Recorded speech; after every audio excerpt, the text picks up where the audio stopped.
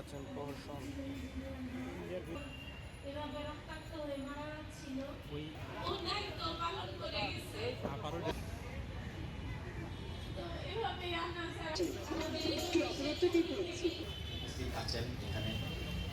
আপনার সন্তানটাই ছোট্ট বাচ্চাটাকে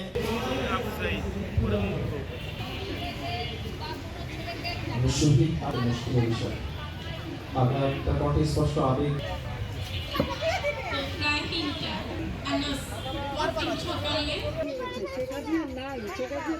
এই ব্যাংকের মধ্যে আমি 10 টাকা দিয়েছি, তার এক বন্ধু এসে বলতেছে যে আমি